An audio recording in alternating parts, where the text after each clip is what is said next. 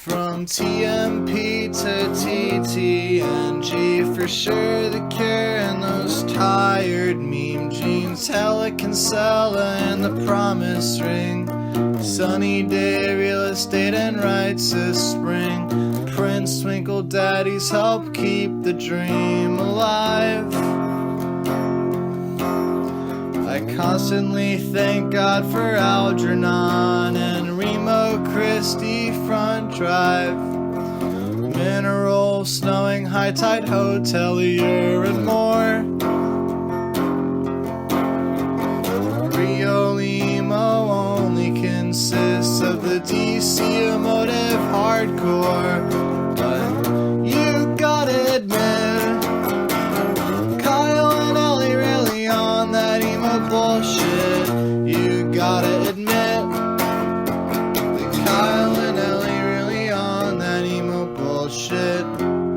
Have you heard the tired and disavowed lonely word?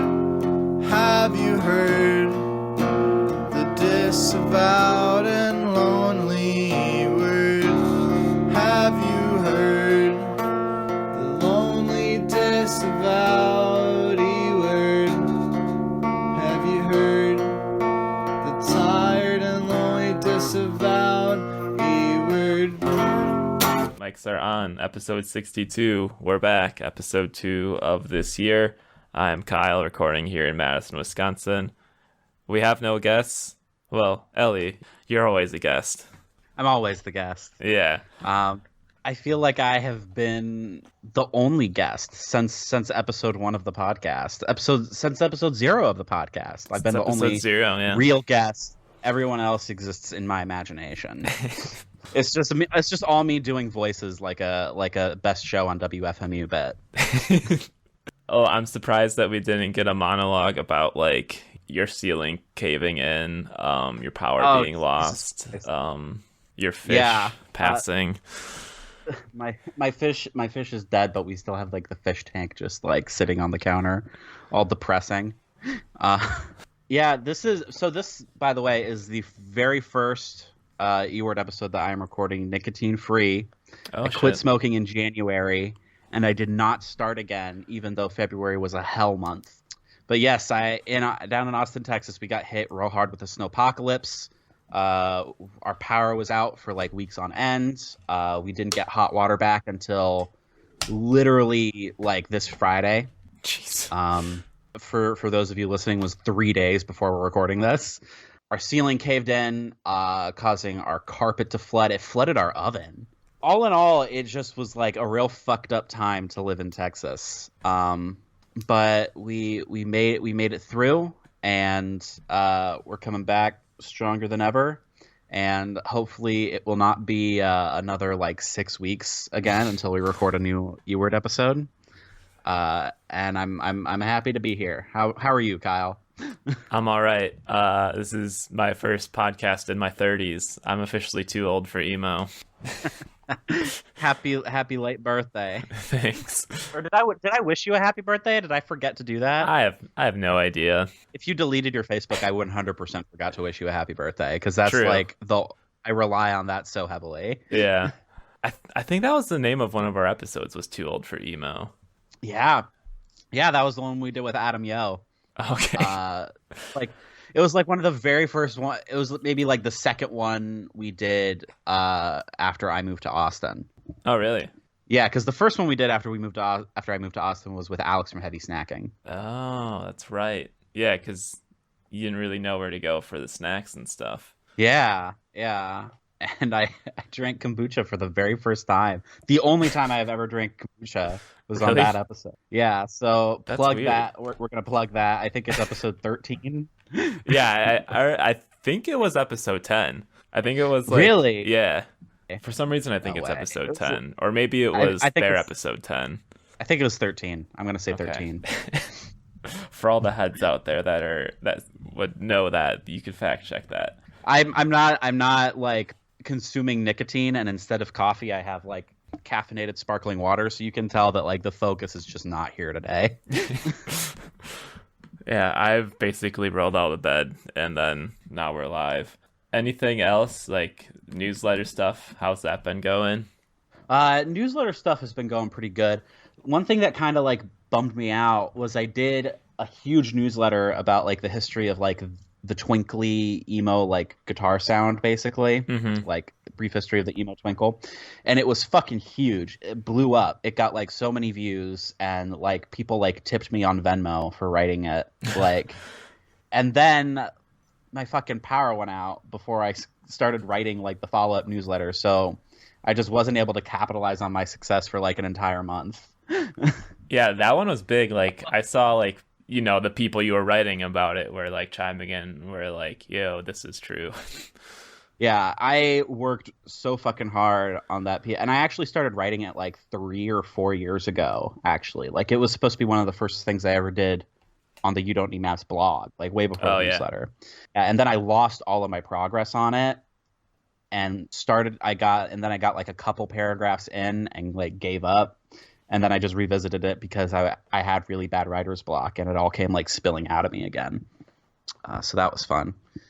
How did you like piece that together? I feel like that's got to be like so much lurking of like old ass forums and where people were talking about that stuff. The key things for me were the influence of the band Empire. I got from Eric Grubbs' book Post. He wrote about how all the DC kids were like obsessed with that first Empire LP, Expensive Sound. Okay. And then the thing that like really like opened the floodgates that helped me like piece everything together was a long time ago someone was talking about how much Twinkle took from like Johnny Marr, and then I was listening to Johnny Marr, and I was like, oh, Johnny Marr bit his whole shtick from Roger McGuinn and the Byrds.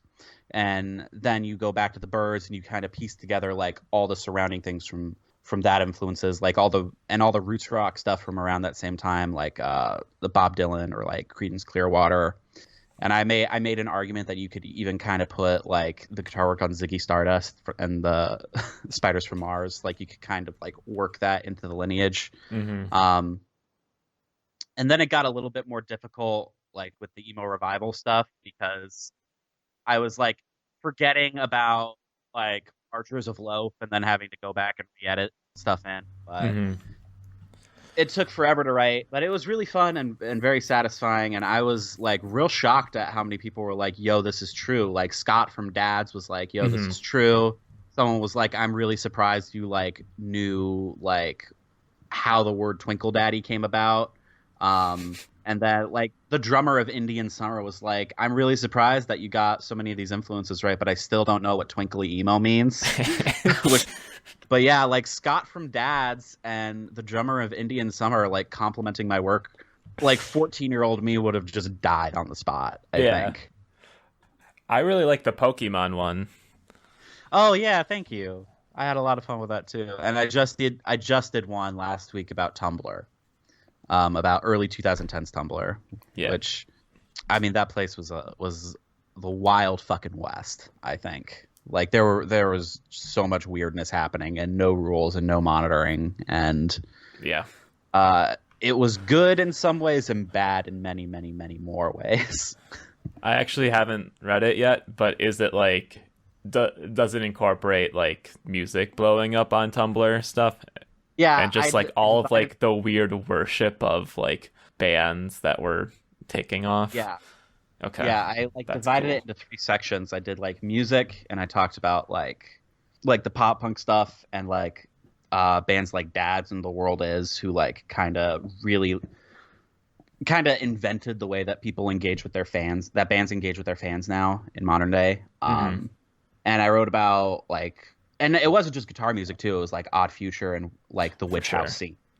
And then I wrote about scare quotes politics, like how like the Twitter and TikTok teens nowadays are just like copying everything from like 2011 Tumblr without realizing it, like thinking that they invented that way of like thinking about the world. And Tumblr already stole it from like academic rot, you know.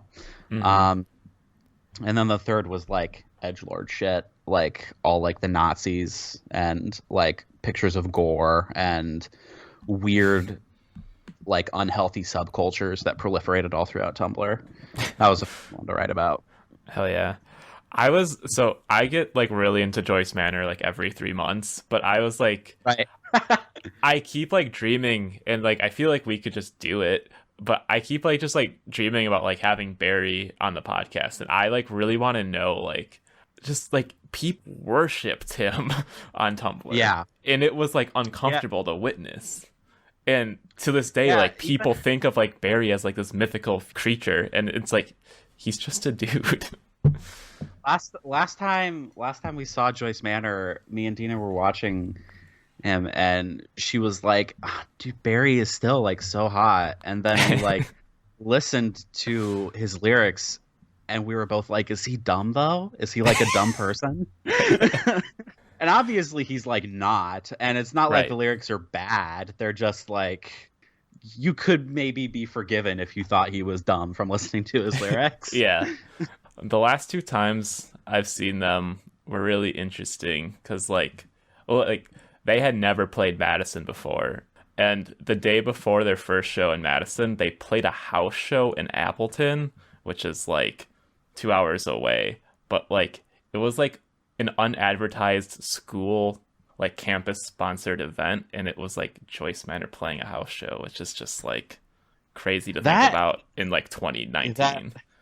That took so many twists and turns. Yeah. Like that's something that like I feel like I hear like people from the 90s telling stories about bands doing that. Like it's not something that I think of as like in living memory of the scene, but it does. Yeah, like Joyce Manor plays like 5,000 cap rooms in California, and then they played like played a northern Wisconsin school sponsored house show or something. My favorite like early, I guess not that early because they've actually been around for like hella like a hot minute, but 2010 2011 era Joyce Manor story is I saw them and they played Orange Julius twice. Like I think they just forgot that they played it the first time because it was a couple songs later in the set list. I've never seen a band do that, but when I saw 100 Gex, they played Money Machine in the middle of the set, and then people wouldn't stop cheering for them for an encore, so they just played it again. I know that when Kanye West and Jay-Z did their tour together, they'd play that song. The song that I can't say in Paris. They would play it like literally like 11 to 20 times in a row. They kept like trying to break the record show by show. That's so good. I love that. I suppose we can just keep going and going about this, but like the time I saw Brockhampton, I don't even remember the song name anymore because it's been such a long time since I've listened to Brockhampton. Maybe do they have a song called Star? Is that the one that's like where they keep naming actors? I feel like Spotify Matthew McConaughey or something. Open. I don't know. Yeah, but they played that song like 20 times in a row as their encore, and like people were like leaving the show because like it was like literally going for like 45 minutes. I might go Interstellar. I feel like Matthew McConaughey. Yeah. I feel like Anthony Fantano reading questionable lyrics. Well, yeah, speaking of newsletters that we were talking about like 10 minutes ago, I am going to be launching one fairly soon. I'm just waiting on some responses / involvement. I'm going to be starting a newsletter. I'm 90% sure it's going to be called Shelfware, and I'm just going to be emailing people questions about their record collections, and they'll reply with responses and pictures. I don't know. I've been sitting on an idea for a newsletter for a while, and this one seems low effort. People love talking about their record collections. The responses I've gotten have been like super cool. Probably the one that I'll lead with replied with like a 9-page Google Doc of responses, and it was all just like, holy shit, this is the stuff that I would actually like love to read. And that was like very affirming of like me doing this, because it's like I love listening to people talk about their record collections. I like seeing them and stuff. I think about records all day long. I'm pretty stoked about it, and hopefully it'll be going to launch in like a couple weeks. Keep an eye on our socials for that. We will promote the hell out of it. Nice. I do think record collections are cool. Yeah. Even though I don't have it like in my heart to be able to do it. Like it just seems like so much money. I collect Goosebumps books because they're like 50 cents a pop. Is that something that you can like go into like a half price books and find like stuff that like people don't know is worth money? It was something that I could do, but now I've been to like every half price books in like the Central Texas area. And so there's like no more old Goosebumps books. It's all like the new ones without the numbered spines and with like the shitty new cover art that doesn't look all pulpy and comic booky.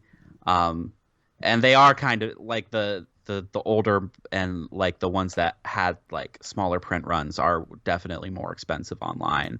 Not nearly as expensive if you manage to find them in like a Goodwill or a half price. I did find like one of them like in Spanish at a Savers once. That's tight. But I already had the English version once, so I don't think I got it. But that might have been like a cool curiosity. It's probably still there. I can just go back to Savers.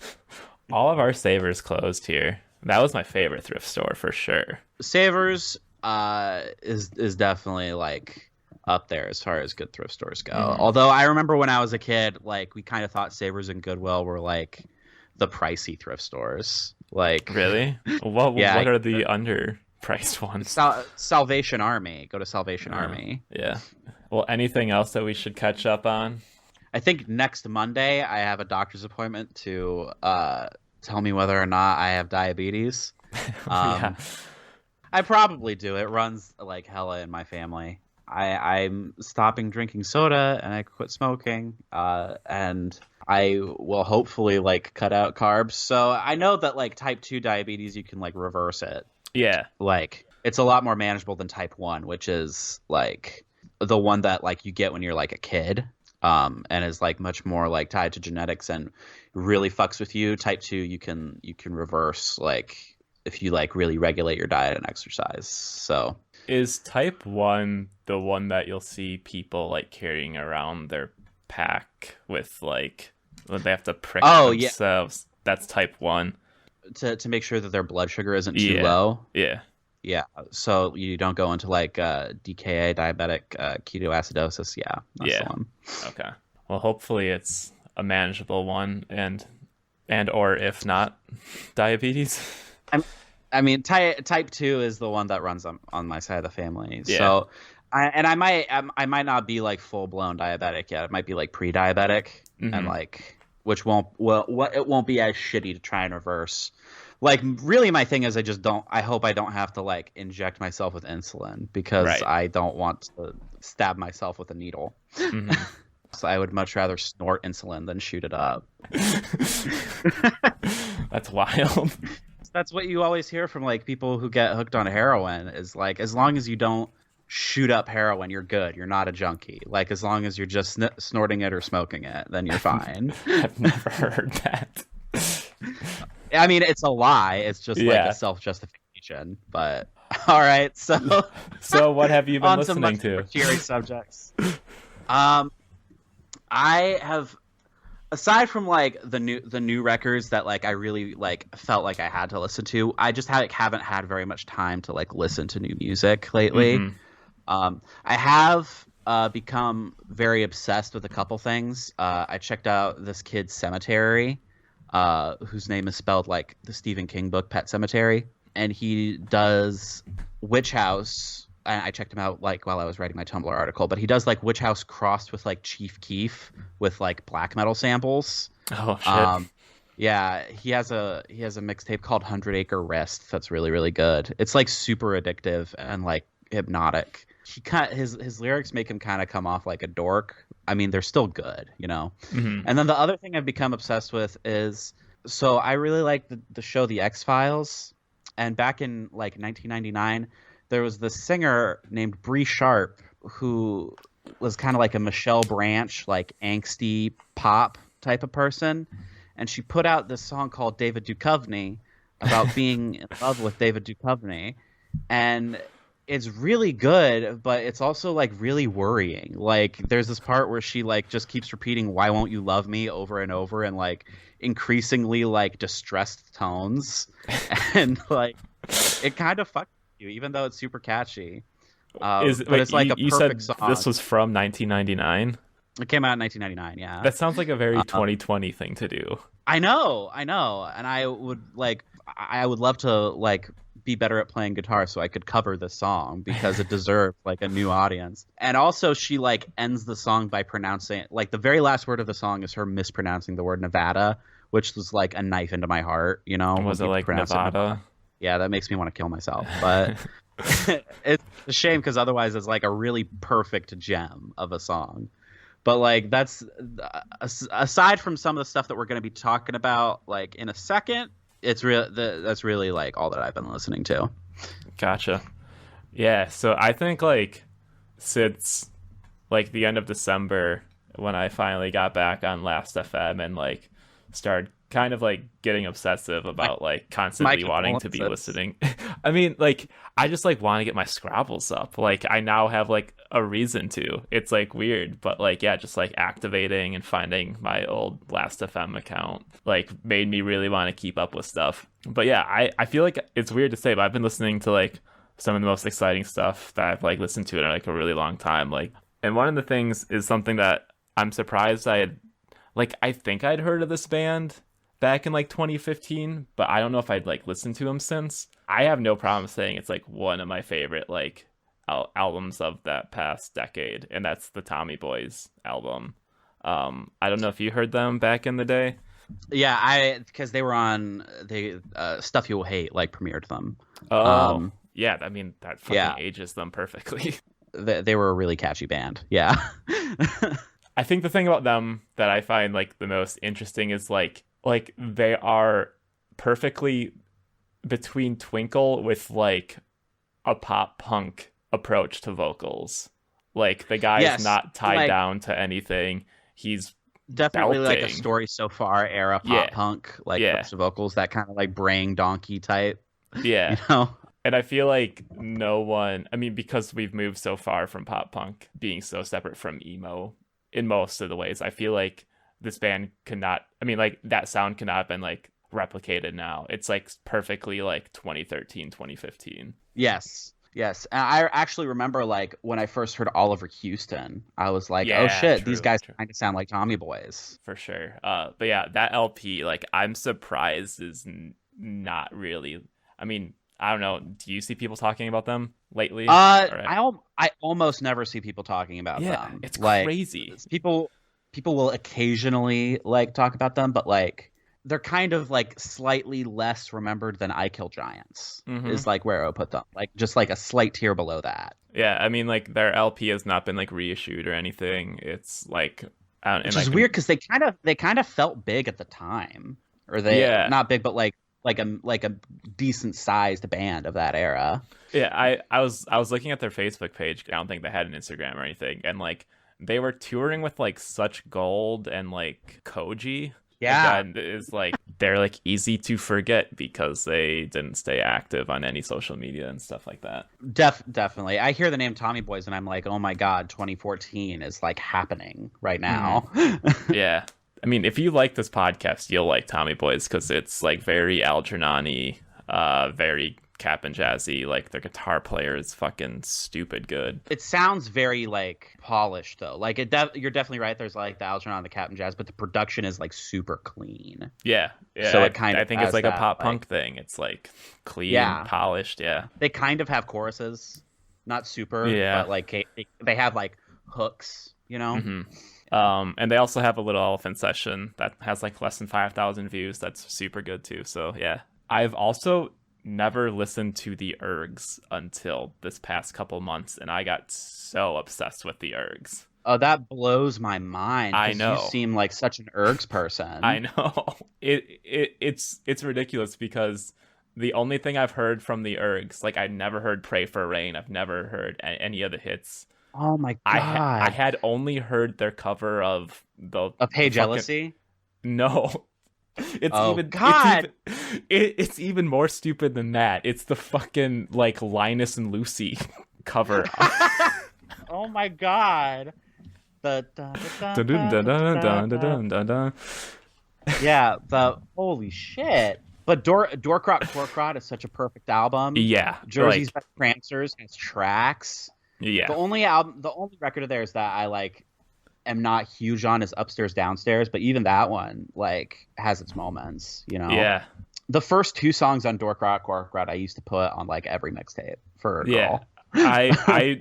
I never really had like the experience in such a long time of like listening to an album and just like, okay, time to hit play again. And yeah, Dork Rock was like that for like basically the entire January for me.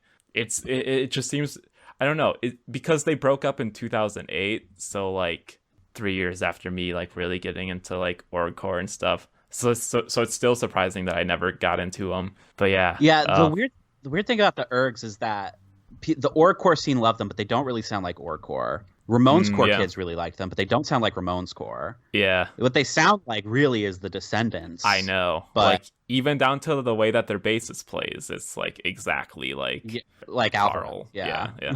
But I honestly think Mikey is a much better lyricist than either Bill or Milo. Yeah. And altogether, like if you had to do like a complete comparison, then Descendants probably has more good songs just simply because they have more albums. Mm-hmm. But what the Ergs do have is just like lightning in a bottle, like for that brief period.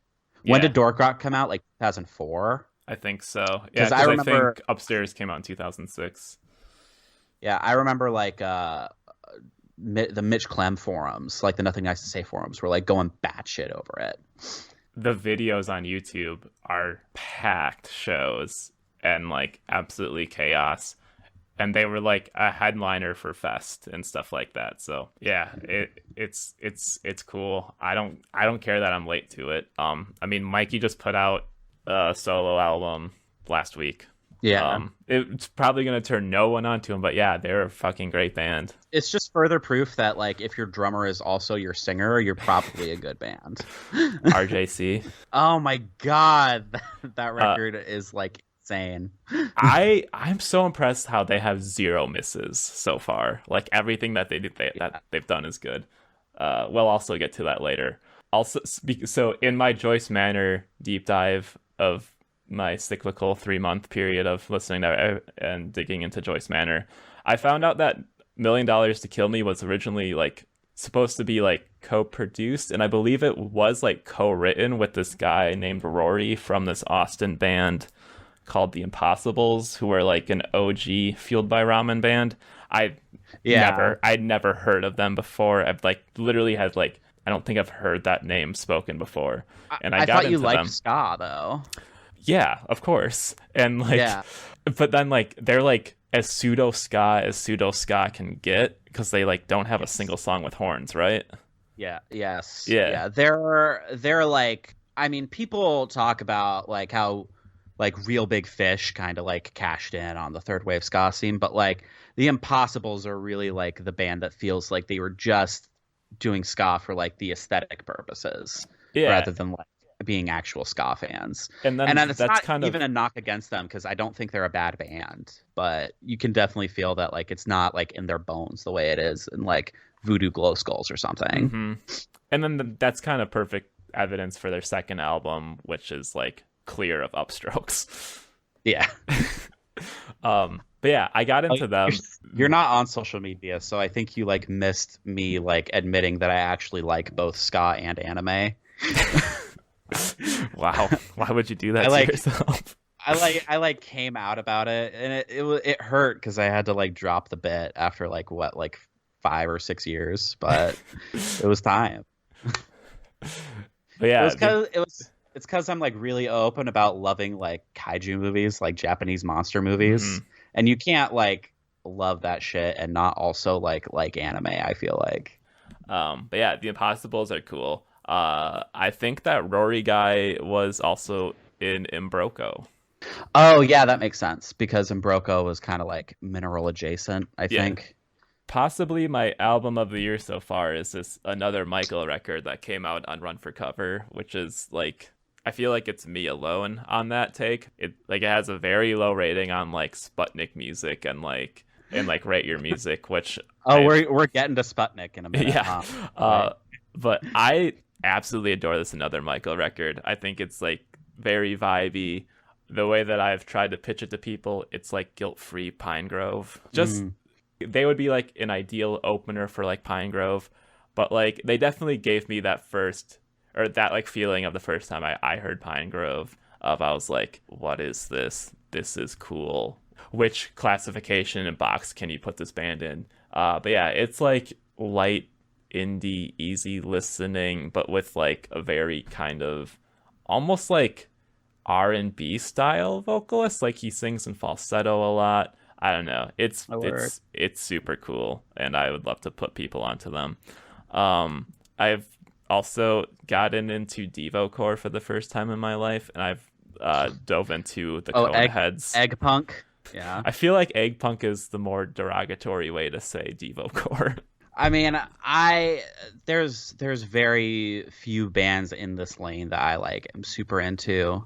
Although I ended up like the Bib LP from last year ended up really growing on me because I didn't really like that band before, but the LP was good. And then there was the band that put out an EP in 2019 that I was like super in love with, and now I can't remember the name, but they started with an L. But the Coneheads, I mean, like that's a whole different thing where it's just like this one sound. There's 20 tracks, 30 minutes long. Dudes sound like they recorded it just throwing like an 8-track underneath like a pile of pillows. I don't know. I really loved it. I mean, I'm completely over it already. But yeah, the Coneheads are sick. If the record's that short, I might check it out. Yeah. It was Lurk. Oh. It came out in Pure Noise. Yeah. I feel like I never understood that band because like I heard them and they were like a baby band, and then like the next time I heard of them, they were on Pure Noise. I mean, but they literally just sound like Devo but heavy. Yes. Which is like why they appeal to me, because I'm not into like bands that are just like a middle ground on something. If you're gonna do something, like go all the way. Yeah, you know? I agree with that. Kind of on that punk tip, I got into this band called Chubby and the Gang because they were on a lot of Speed Kills. Yeah, they were on a lot of like People I Trust end of the year list.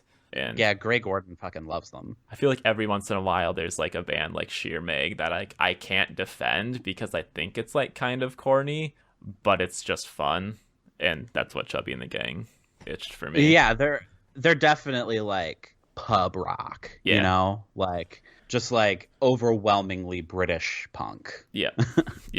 So this is going to be shocking. Until a couple months ago, I had like heard like 3 Dashboard Confessional songs. Like, which ones? And it's funny because one of them is Vindicated, one of them is Hands because Down. of Spider-Man 2, I'm assuming. Yeah. And the one that I knew like when I was like a teenager was, and I didn't know what the real song title was until now. I only knew it as So Long Sweet Summer, which is like Age 6 Racer or something like that. Yeah. Those are the 3 Dashboard songs. Like I knew the lyrics to Screaming Infidelities, but I'd never heard it before. That's crazy. I know. I guess this has like become like a hot take. It was not a hot take like when I was growing up, but it is now like an uncommon thing to say that your favorite Dashboard record is Swiss Army Romance. And I think that album is like really good. It's really concise, and like Chris is like doing like really interesting things with how he tunes his guitar and and layers them. Because it's just like acoustic guitars on that record. He doesn't really have a backing track like he does on the later records, or backing band. I mean, their first 3 you really can't go wrong.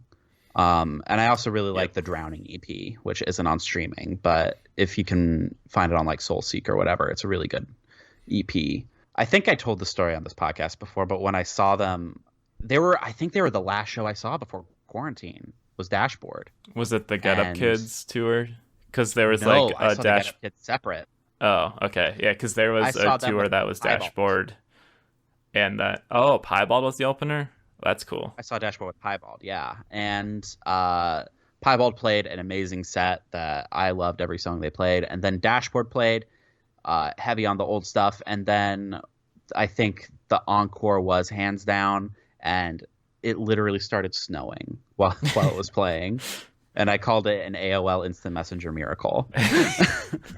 That's nuts. Little did we know. Yeah. I liked it quite a bit.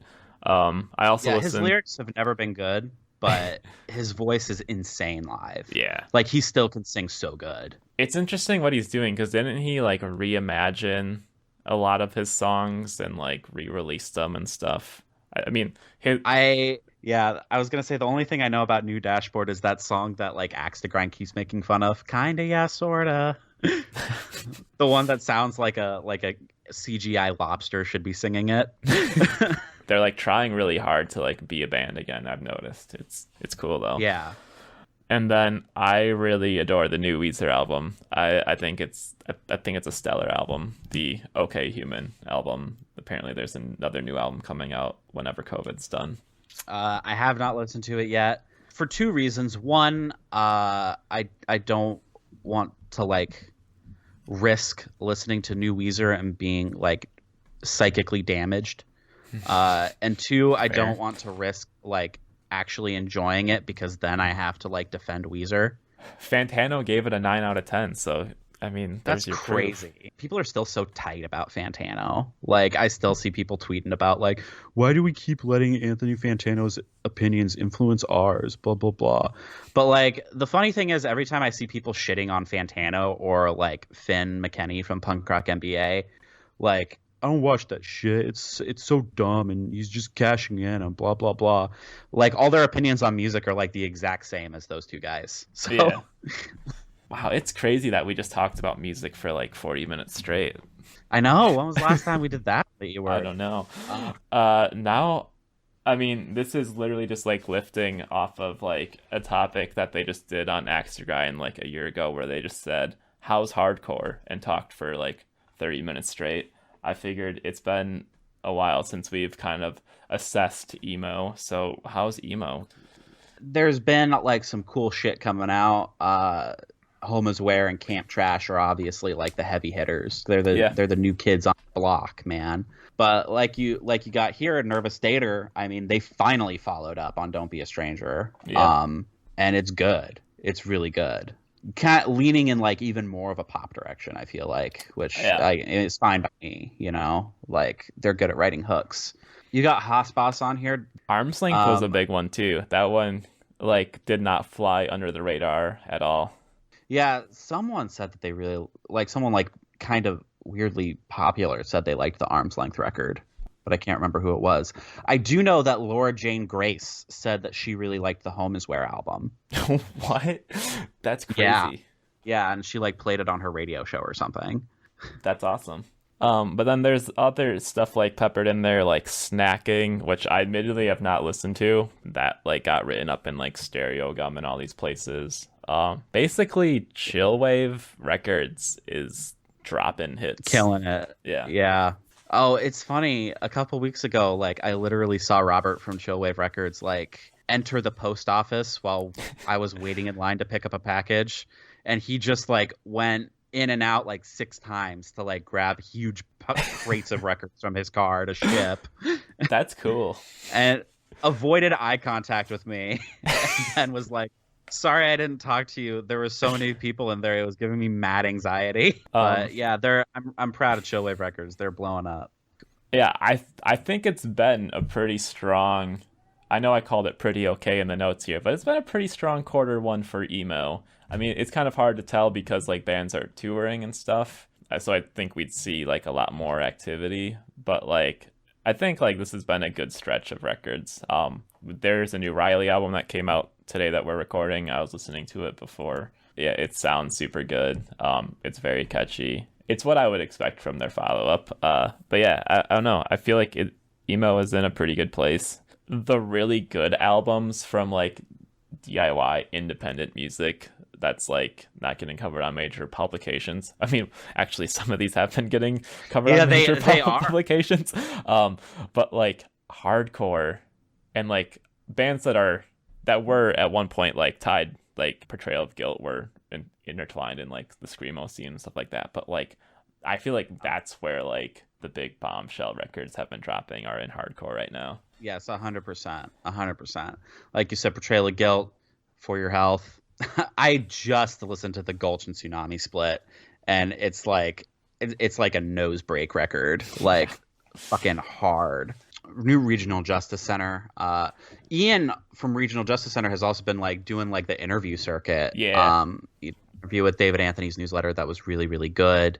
And he did like an influence spotlight with Brooklyn Vegan. Mm-hmm. Shouted out like a ton of like more underrated like power violence stuff, like Crossed Out, and Wound Man, however you say it. I think what's more impressive about hardcore than emo is like it was like just like week after week these were just like dropping, and I'd say in most cases this is like some of these bands like best work yet. Like I think like For Your Health's LP is the best thing that they've done. Yeah, I don't want to give too much away, but everybody please keep your eyes peeled for that should be coming down the pipe. It melted my brain. Skinned me alive and had me for dinner. It's such a good record. Yeah, I mean, I feel like we've always been comparing hardcore to emo in the past year or so, but like I think like in terms of just quality, I think hardcore, is better. But I think emo, I think we're seeing a younger generation step in, Big time. which was sort of like something that I was worried about. I mean, like not actively worrying about it because I think it always happens. But yeah, I think like going into emo in the past 2 years has been like a huge uncertainty as to like who's going to step up. And yeah, I think there are bands like all of the bands that have put out stuff so far have been new bands that have been catching attention, which is cool, which is good. I'd say the only records from like established bands that I'm like really truly stoked for right now are Fiddlehead and Every Time I Die. Mm-hmm. Like all the records that are supposed to come out this year that I'm like really excited about are like New Kids on the Block. Yeah. I will say that Tiger's Jaw put out an album this past week. We were pretty hard on an album that had not come out. I would say the new Tiger's Jaw album is worth your time. Okay. I think that album will be written off if it already hasn't been written off. But I would call it a 4 out of 5. So long? Yeah, I would call it a solid 4 out of 5. They are so past their like yearning, need to get this off my chest energy. But I'd say like these songs are very catchy and like there's good songwriting on it too. And I would say Brianna is utilized well on the album too. And so I think both these bands have recorded albums, and that would be Prince Daddy and Mom Jeans. Yeah, they both alluded to it on Twitter. Yeah. I mean, the Prince Daddy stuff has been like all over that they have finished recording an album, and I think Mom Jeans are in the studio now or something. I feel like as these are two of like the most looked up to bands right now, I have it in my head that these are like make it or break it albums. Like I think especially with like Puppy Love being as sort of mixed received, I think like if this Mom Jeans is like not satisfactory, I feel like they could be like the front bottoms now where like people are like, why do you keep making music? What I was going to say is I feel like Prince Daddy is in a good place to like follow up on the momentum that they have, because they just keep getting more and more popular with every single release. Mm-hmm. Whereas Mom Jeans kind of had this big bang of popularity. Yeah. And they've been growing at a much slower pace than Prince Daddy. And then I feel like they kind of plateaued around the time Puppy Love came out. And I don't really hear people talk about them anymore, except just to like paradoxically complain like about how much people talk about Mom Jeans when really they don't. You know? And I think like the front bottoms thing is, I mean, like, and like, I'm not saying this to be hard on them. Like, I just think that like the people are turning on them so hard that if they put out a bad album, it's going to be like bad for them. Yeah. Yeah, I think Prince Daddy is different because they have everyone at their hand right now. They can really like explode if they put out something that's like banging. Which I have no doubt that they will. Like, they haven't done a bad thing yet. Mhm. Whereas, I mean, it's worth maybe worrying a little bit about Mom Jeans. Yeah. I agree, and that's not in like our typical like us being hard on them way. Is Best Buds 5 or 6 years old now? Best Buds came out in 2016. Yeah, So it's like 5 years old. Yeah. It's crazy. Are there any other bands that you think are in their like make or break album cycle? I think Oso Oso doesn't really matter. Like whatever they put out, yeah, they'll all be good. Yeah. I don't know, because I'm like really struggling to think of like, I mean, honestly, maybe Origami Angel. I mean, I would no doubt. So. I have no doubt that this record is going to be like successful. It is coming up on the heels of like kind of a surprise success record, like a record that was like, holy shit, it got reviewed on Pitchfork. Like, so, you know, this is going to be like, are they going to be part of like the canon? Are they going to keep growing? I think is going to be the question on this record, even though like everyone who knows already knows the answer is yes. Yeah, I feel like they're one of the most trusted bands right now.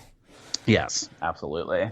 I feel like all the bands that are putting out material are either legacy bands or are very new. Like, there's no bands that are at that point in their career where they're like really building on hype, like compounding it.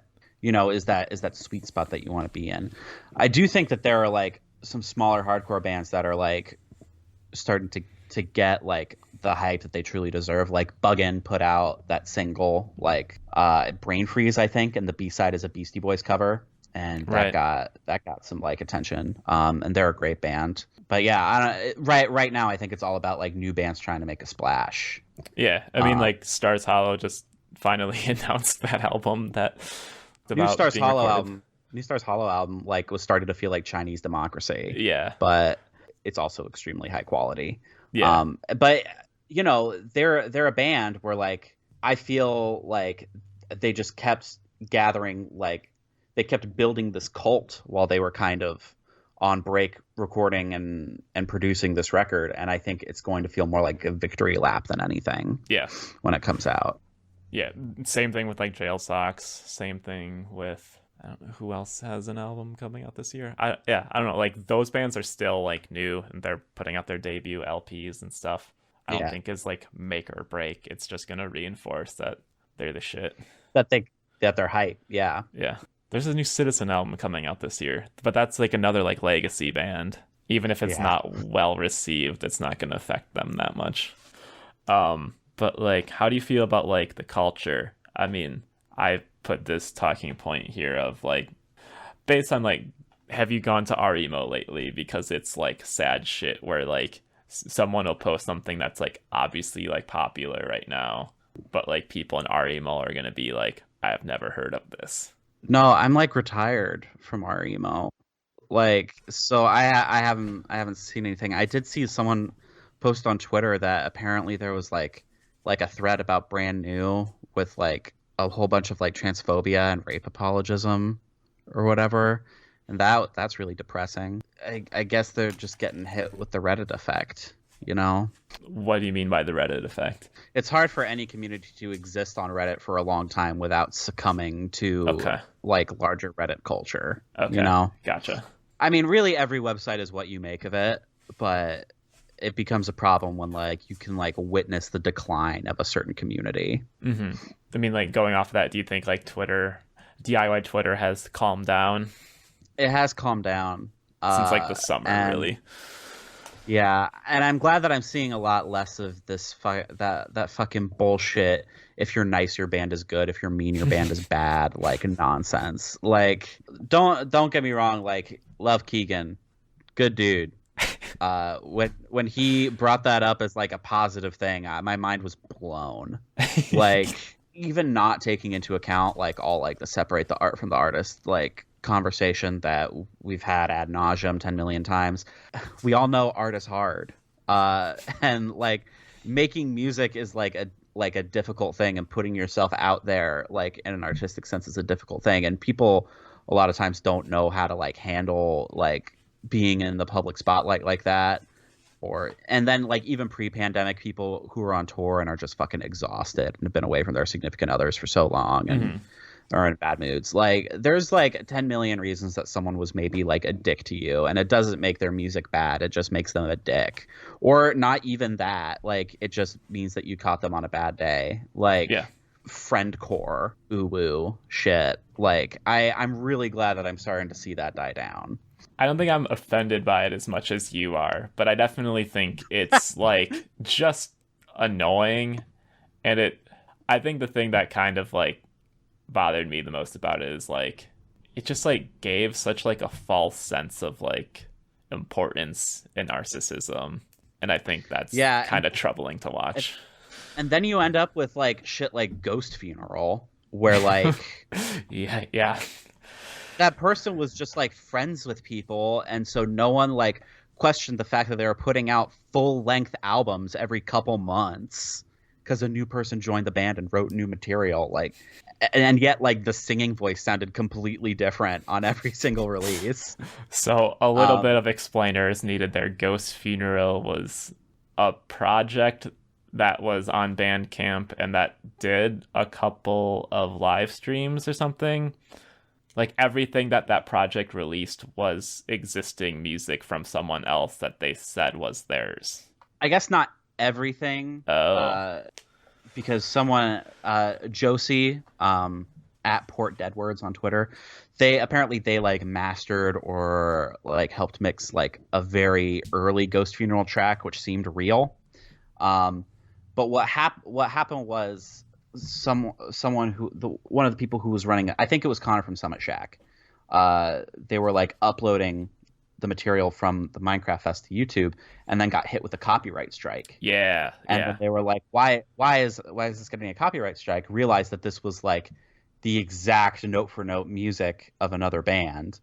Not even note for note. That's like underselling how much it was stolen. Like literally the tracks were just downloaded and re-uploaded. Yeah, it was the same file essentially.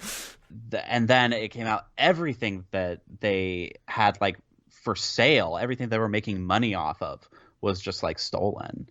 And I remember I tweeted like, you know, some people don't have the privilege of being able to write songs. Yeah. You know, you should be able to succeed, you know, even if you lack talent and integrity. And now I feel bad because that they were like a kid, like a teenager. And clearly, like, if you're stealing music like that, just like passing it off as your own, like that's speaking to like some really deep-seated need for attention.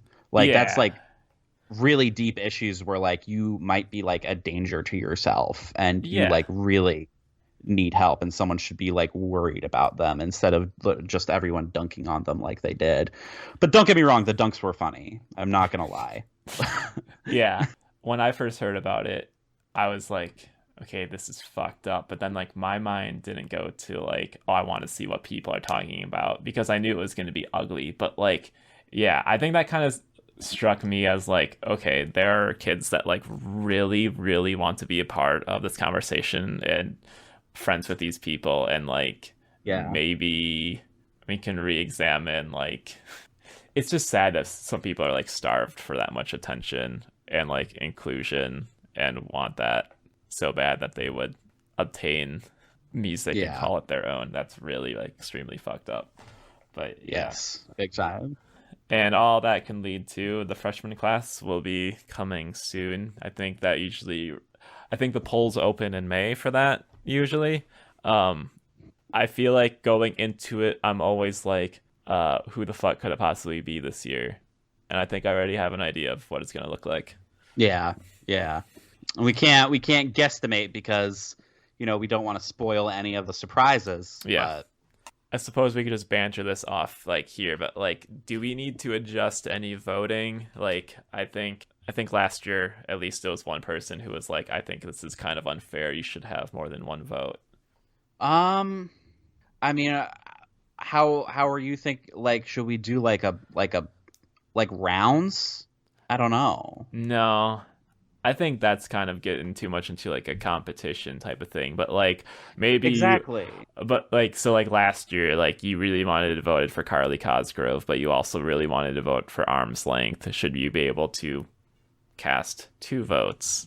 No, I disagree. Okay. I disagree. I mean, is there any way to like implement ranked choice voting? Yeah. So Because if like because you what it should be is just like the band that you most want to vote for. You got to pick, you Yeah. know? Yeah. Because that gives us a better idea of like who enjoys each band like enough to vote for them. Like, Mhm. you know, there's a lot of passion that goes into people like voting for the freshman class. I agree. Not in like a narcissistic way, but like yo, like the freshman class has really like been an indicator of what's coming up. Yeah, it's our tentpole like seasonal episode Programming, you know? yeah. Yeah. If you're listening and you're like, you two are stupid, this is obvious, here's how you do it. Let us know. Yeah, DM us. Yeah, I also have no idea who should be on the episode. I think maybe we got to see we should like try and bring back someone from last year because that's a tradition at this point, right? I mean, the first guest on the episode was Gami and Tyler, or Ryland and Tyler, and then it was Nice and Charmer. Well, all right. Anything else for how's emo doing? No, I think we covered it. I think we did a good pulse check. I agree. All right, so we'll get into our mailbag, which I know we talked about this in the pre-recording, but man, I wish we could be like Axegrind and like IndieCast where we get sent in some like very thought-provoking questions. But when we called for them, we got a lot of throwaways, I would say. So I added to at the top here, like a couple months ago, I threw up on our Instagram a poll because I was listening to a Turnover record and I was like, is Turnover a male manipulator band? Because that was a term that was hot at that time. Yeah. And like, which it's a terrible term. I know. But if there is a band that embodies the term, you'd have like a hard time finding a much better fit than, you know, the band that had to kick out a dude for being a male manipulator. If there was some dude being shady in your DMs, their avatar was probably Peripheral Vision. Right? Yeah. But yet, there were people that were replying to this being like, yo, fuck you. I think the problem was that people thought it was like, quote unquote, like a sexist against men term or whatever. But like, it's not like there's not female manipulator music like Lana Del Rey, you know? Right. Yeah. Yeah. I feel like that term came out right when like right around the time when we weren't recording. But yeah, it was funny to watch the discourse on that. But I think if like any emo adjacent band is male manipulator chords, definitely Turnover. Yes, they really. I definitely like see like the type of dude who like chokes his girlfriend without asking, like listening to like Dizzy on the Come Down to like, oh, it just helps me like cool off my rage, man. Yeah. You know? Yeah. Absolutely. I was gonna punch a wall and then I, you know, turned on Supernatural. But a more serious topic that I threw in here, and this isn't at all like a call out. I saw this on Twitter and like I was thinking about it, and it was also like I just listened to an interview that was like talking about like the same thing too. So Hazing Over, they obviously changed their sound, the aesthetic and everything, and they got a pretty like, it wasn't even like a scathing. I thought it was kind of fair, but it was basically like a review on Sputnik Music that was unfavorable, and it was like, I'm disappointed in this. And then I think they even alluded to Hazing Over was probably going to screenshot this and post it on their Twitter, and that's what they did. Yes. And in the comments of that Sputnik Music post, that person was also like resigned from their position as a Sputnik Music contributor. That was like the whole conceit of the review was like, this isn't connecting with me like Shingar connected with me. But the more I think about it, no music has really been connecting with me, and writing about music isn't giving me any joy anymore. So I quit. And the writing was like really pretentious, obviously. Like it just came off very dorky. But like the way that they were describing like not being interested in anything anymore and like quitting doing something that they liked because they couldn't find time or the motivation to do it. It just screamed like this person is probably like going through depression. Like that was like the vibe that I got. Yeah. And then so this person is just like, I really like this band and I gave them an honest try, but I just am like really depressed right now, and it's just not connecting with me. And then Hazing Over linked it and was like, fucking loser. Yeah.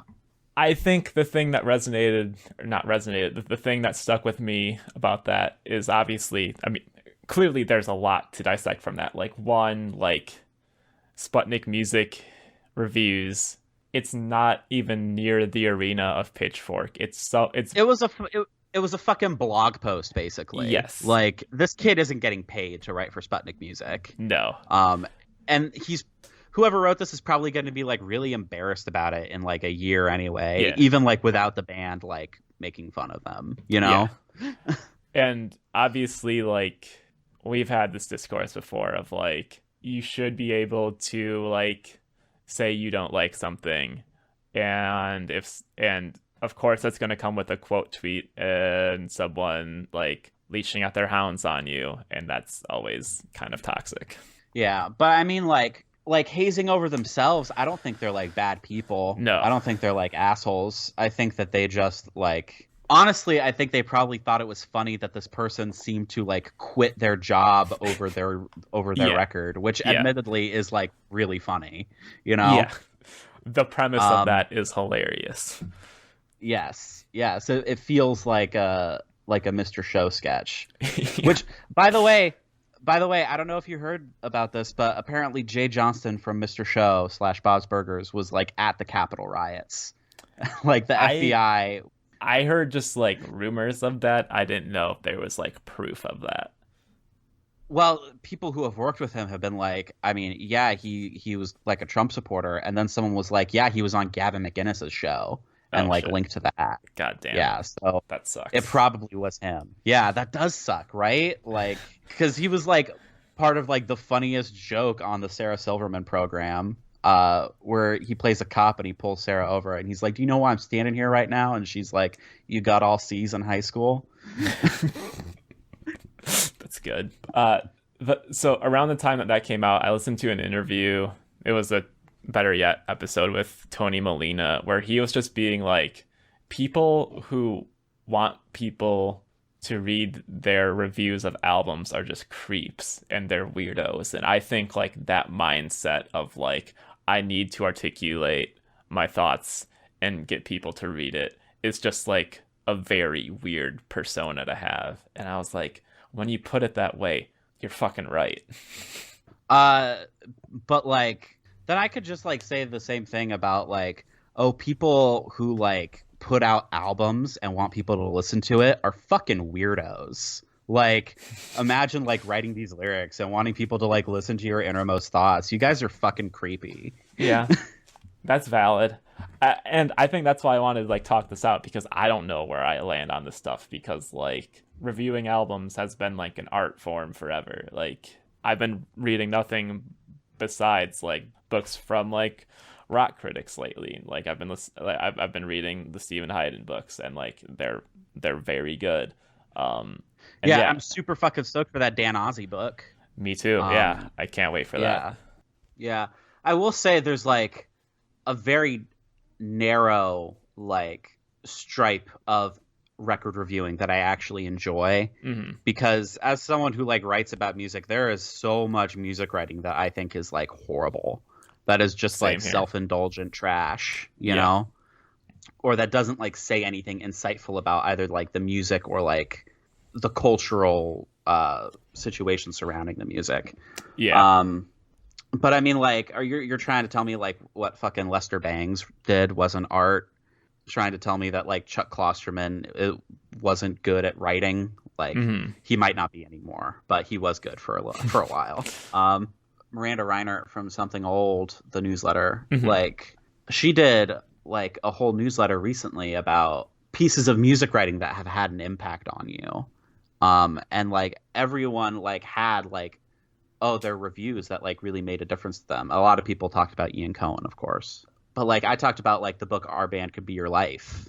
Like that book had like a huge impact on me, of course. And I don't think that I would be like anywhere near like the same person if I didn't read that book. Like music writing is music criticism is really important, not just in terms of saying this record is good or bad, but also in like contextualizing an album, delineating influences, building like documenting the history of a scene as it's happening, and like how all the music interacts with itself and each other. Like, I don't know. I just feel like saying that like music reviewers are mentally ill, while accurate, is reductive.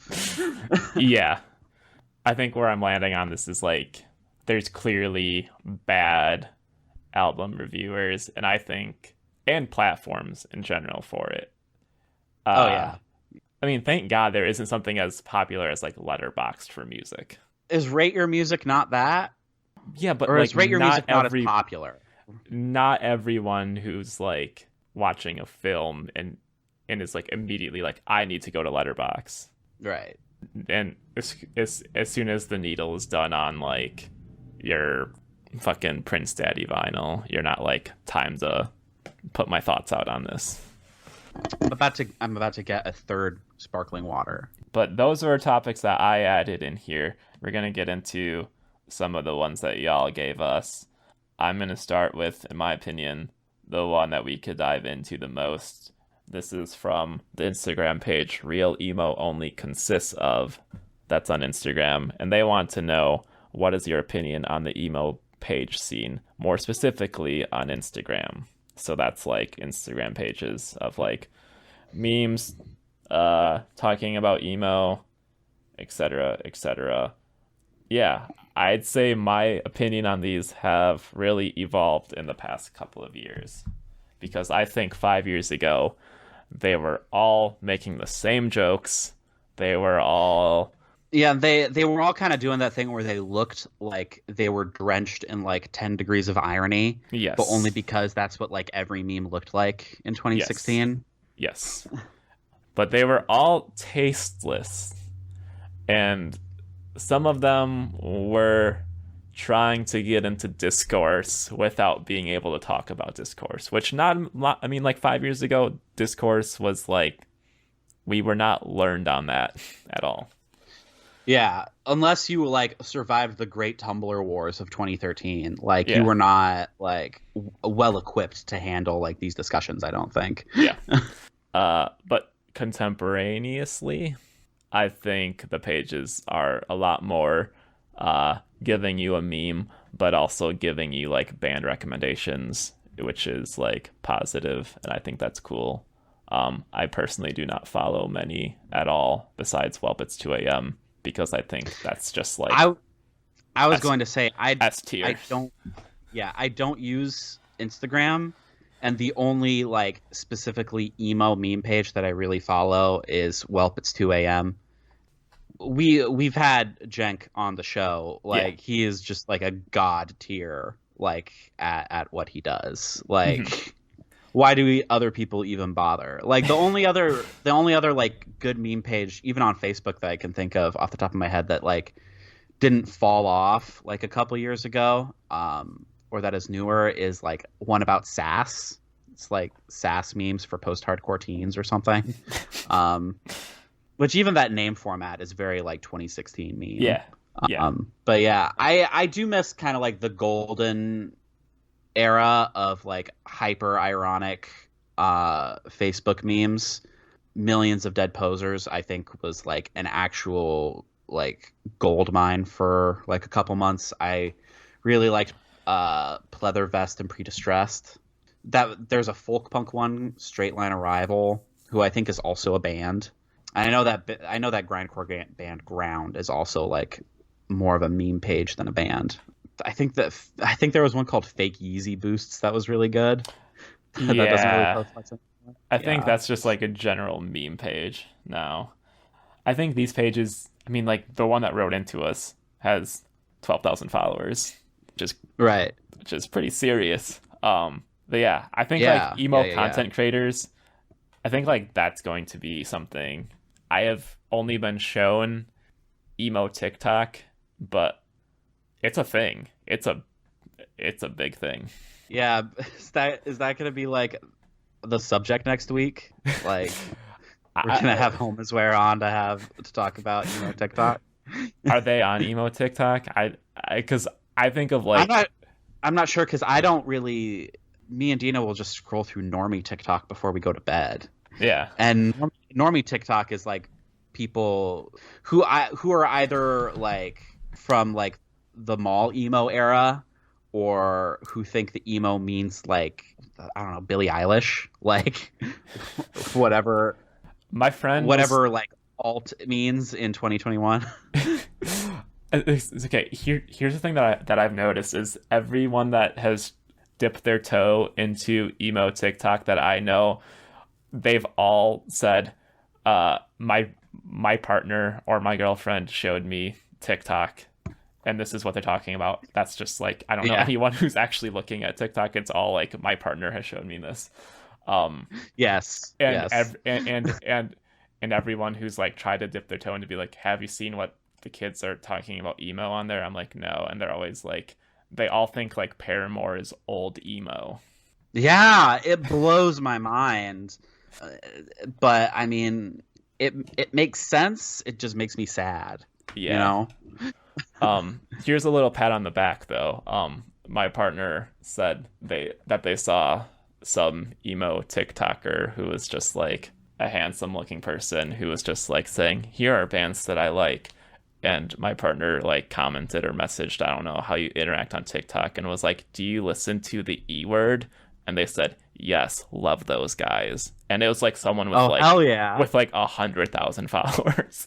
Oh shit, let's have them on. That would be dope. but I'm 90% sure this is true, and I think I asked what their tag was or handle was, and it was literally peripheral vision. Let's ask them if they are male manipulator music. Yeah, I think like emo content creators, I don't know, I mean like this totally gets in like Nate the mate talk, but yeah, I think like it could always be better. I'd like to see more like digging up some like lost treasures, like not to do too much Nate the Mate talk, but I was really proud of the tweet that I did like in the direct aftermath of the Ghost Funeral situation, which was just every band that Ghost Funeral stole from is going to be on the next Nate the Mate most underrated bands video. That's funny as fuck. That's awesome. But yeah, I do appreciate that question. That's something that like, yeah, I don't think we've ever really talked about as like pages besides, well, it's 2 a.m. Yeah, I think they're a positive thing, especially that like a lot of them are like just like squeezing a lot of content into like Instagram slides and stuff like that. So I think they are much better than what they were 5 years ago. Here is a question from Blade Brown. Since I've published music and am about to have it on a label's YouTube, am I eligible for a guest spot? I have no idea what this is about, really. Yeah, Blade did like a noise record that they're like they pressed it onto like a laser disc as a novelty, which I think is pretty great. But Blade has just been wanting to come on the E Word since like we became friends like 3 years ago. So you know what? Sure, maybe in like a couple weeks we'll have. I did not realize that we had the requirements of having to have your music posted on a label's YouTube to be eligible to be on the show. I think they just meant like they have finally like put music out into the world. So does that mean that they are eligible to be a guest? Well, according to our DMs, that is the requirements to come on the show. Yeah, I mean, if our DMs are to be believed, then the only requirements to come on the show are A, you have music out, and B, you have never listened to our podcast. Those are the two requirements. Or you just send us a link unsolicited and be like, big fan of the show. Yes, I think that you should have me on the show. It could be big for you, make you guys go boom. Yeah. This Horrible. is another one. I have no idea what this is referencing. Your discourse, please. And that I feel like I need to actually spell this out. UR/YR discourse. Oh, that's like a direct shot at me. Because the other day I tweeted, I think it's really annoying when people type YR instead of UR.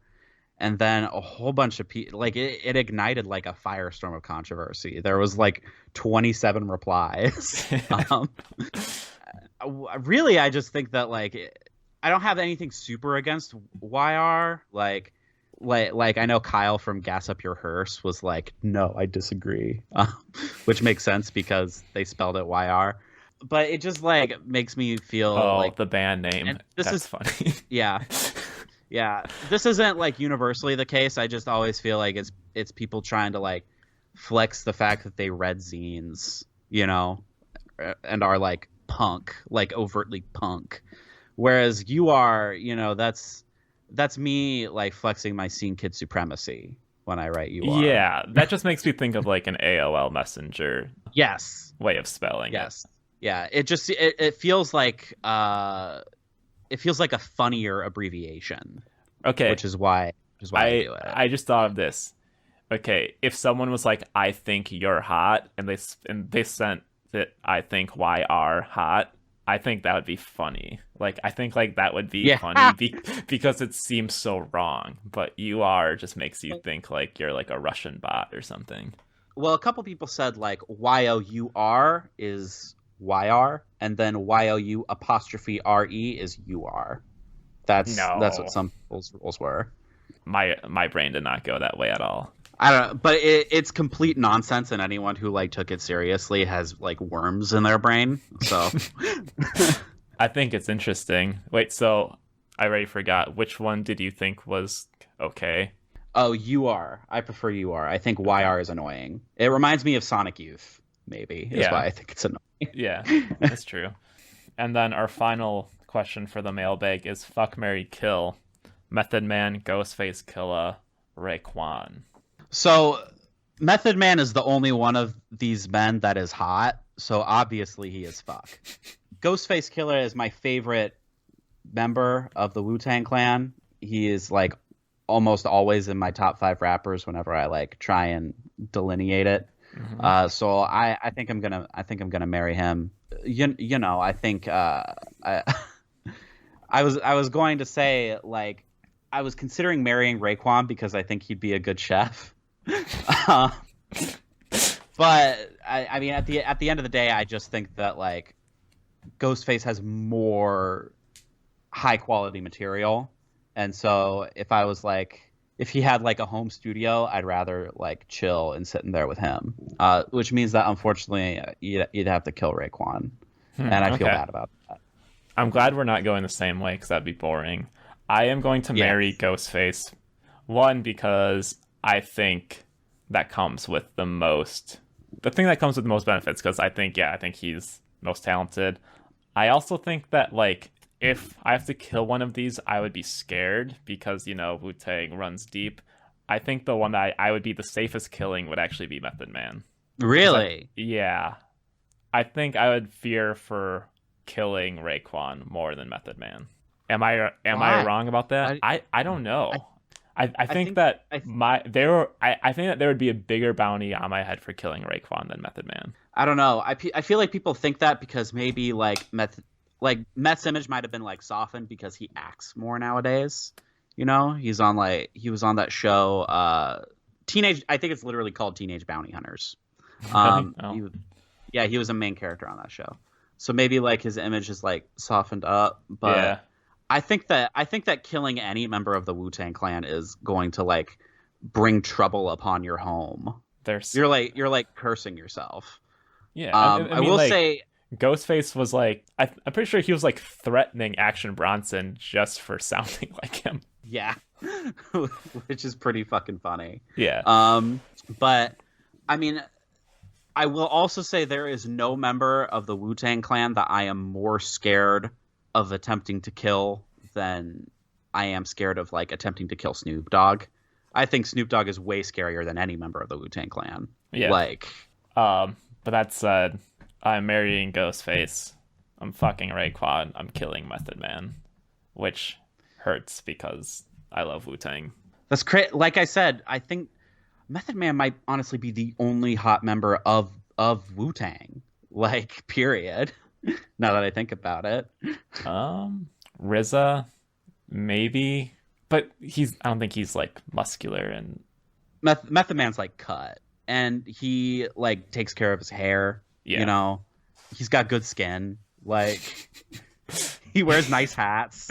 yeah, Like, definitely the fittest. Yeah, I saw Wu-Tang at Soundset. Method was like running around the stage the whole time, and everyone else was just kind of standing in line, and he was like the one Yeah. that was just like literally just like running. It was kind of a goofy scene. I do sometimes get sad that we'll never be able to like see Wu-Tang in their prime, like in the early 90s, because Yeah. like if you watch videos of old shows, like Ghostface will have like a fucking like bag over his head while he's performing because like he was like wanted at the time. And so he didn't want to show his face on stage. Yeah. And they were like hype. They were like New York hardcore band, like hype. Like Yeah. bouncing around on stage and shit. So I never talked about this, but like, are you into like that Griselda and like Benny the Butcher, Conway stuff? I Yeah, have yet I to really dive like into it. I really like the Benny the Butcher album from last year. That record, like, honestly gave me like Jay-Z vibes. I was getting like Jay-Z vibes from his flow. And then there was the Static Selector, that kid's album. I thought was really good too. I think the only one I've listened And he's- to from that world is Pray for Paris. Oh yeah. I mean, I think West Side Gun also put out like another album last year, and I think I liked that album like even more than Pray for Paris. Nice. I thought the production was a little harder. And the thing that like all those artists have in common is I feel like they sound really indebted to the 90s sound Mhm. without being like sterile copycat acts. Yeah. Like West Side Gun sounds like if all the members of Mobb Deep were born in like 1997. Right. Yeah. And they do have like very of the time, like, I mean, like contemporary like features. Like I think Tyler Creator, A$AP Rocky are on Pray for Paris and stuff like that. So Yeah. it's Yeah. interesting. I basically know of those guys because of their like vinyl pressings. They are all extremely limited, and I'm pretty sure there's like, I think like West Side Gun, Conway, and Benny the Butcher all have albums that have gone for $1,500 on the aftermarket. That's fucking insane. Holy shit. For records that have come out in like the past 3 years that can sell for $1,500 is fucked. Yeah, that is brain breaking. Like holy shit. Okay. Like Misfit 7 Inches go for that much. Not hip hop records that have come out in like 2019. Yeah, it's wild. Young white rap fans are really fucking stupid sometimes. Yeah. They will pay ridiculous prices for like the most inane shit. Yeah, for merchandise. Like, and that's something that like emo, I'm surprised. Well, I'll take that back. For some reason, any pressing of Origami Angel people think is worth money. Like Somewhere City is in press, but everyone thinks that their press is worth $100. Yeah. So it's like Nintendo Switch games where like the value never goes down no matter how long it's been out. Yeah. I'm surprised that emo really hasn't gotten into this whole like merch drop sort of thing where like and hardcore kind of has, because They for you know sure it have, has yeah. like it has history with like streetwear. Yeah. I mean, the funny thing about it with hardcore is that I think the joke is on you if you are paying like that much money for like the Sanrio Gulch hoodie. But at the same time, there are people that want like the Triple B Carhartt so bad that they'll spend Yeah. $60 on Depop for it. Yeah, and I mean, like, the problem is, like, at that point, like, it's the band isn't getting the money. It's just like the person trying to like get a status symbol. Yeah. Which is the problem with like the merch drop shit happening in hip hop as well. Like, it's not about like supporting the artist. Like at that point, at the same time, there's only like so much that like a DIY hardcore band can like afford to press of something. Yeah, I feel like every band's probably got to have like an invoice from the screen printer. Yeah, which is why low key I don't condemn bootlegs. I don't condemn bootleg culture like in the least. Like for shirts or for records. For shirts, especially like shirts that have been out of print or like a band that has been like defunct for years. So you've never gone onto Etsy and bought like a bootleg Page 99 shirt? What are you saying? Of course I have. That's why I said I don't condemn it. Oh, I registered that as don't condone it. Sorry.